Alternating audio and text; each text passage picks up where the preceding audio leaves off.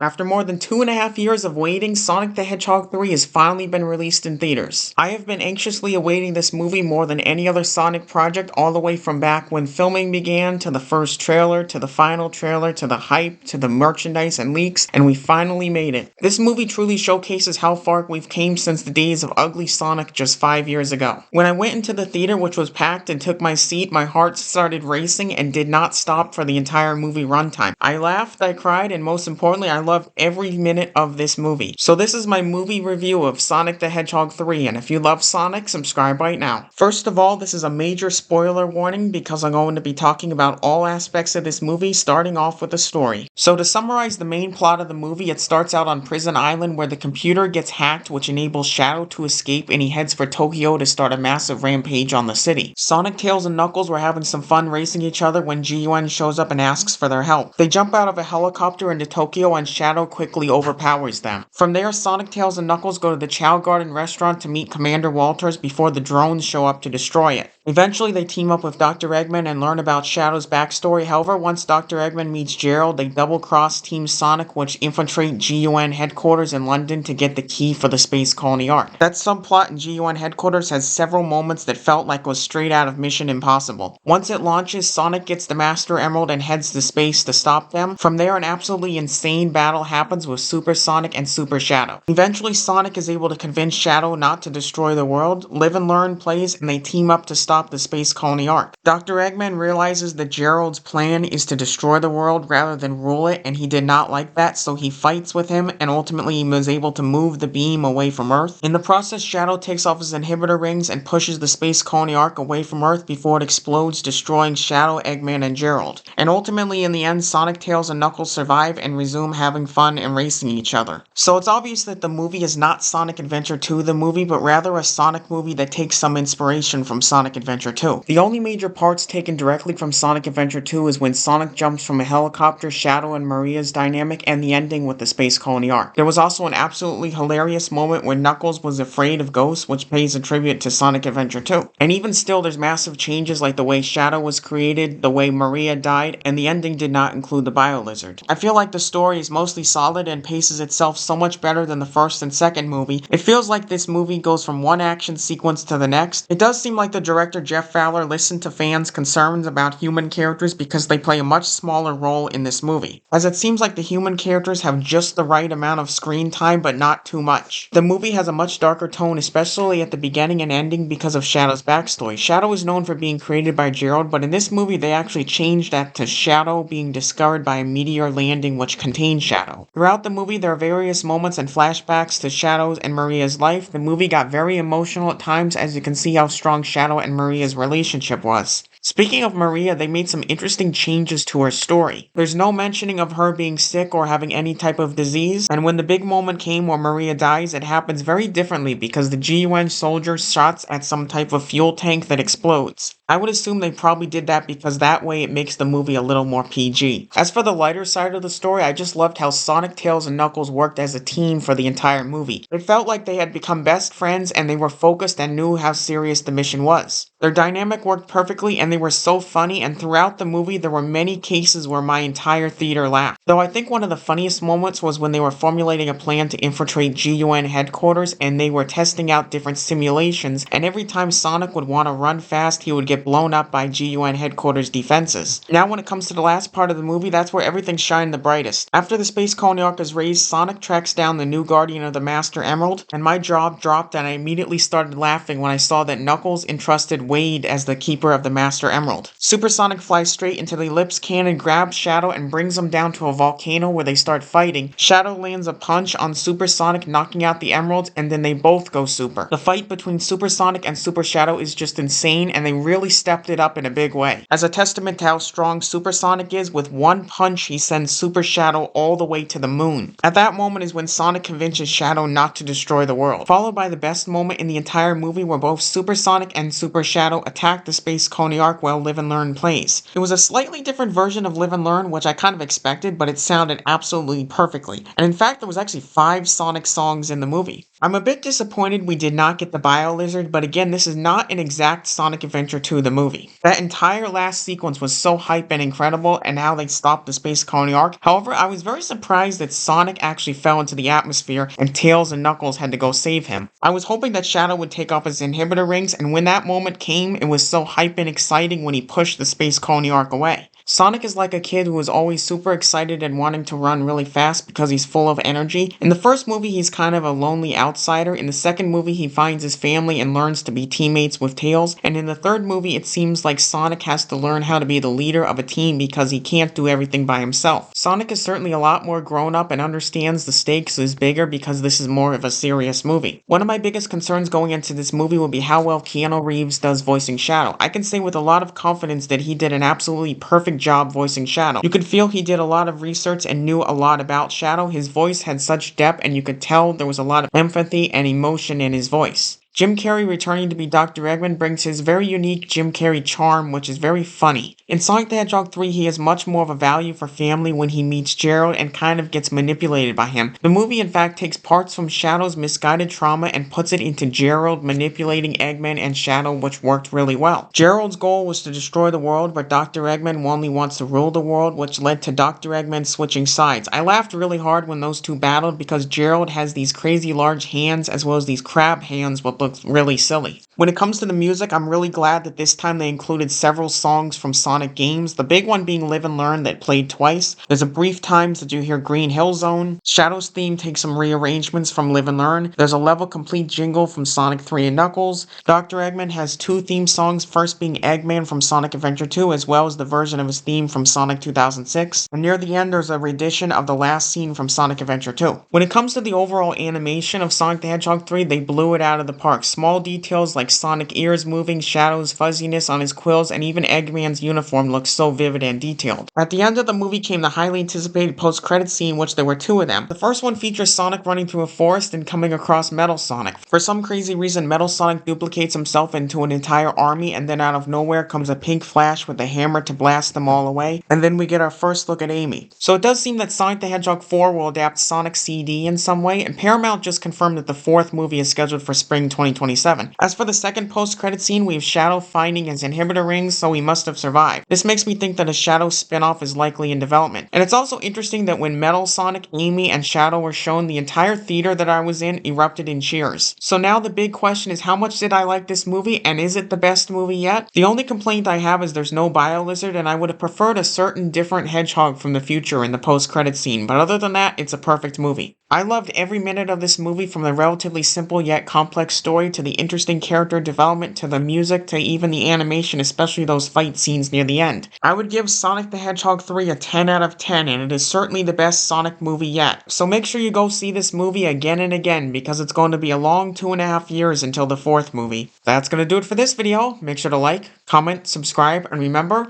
you gotta go fast!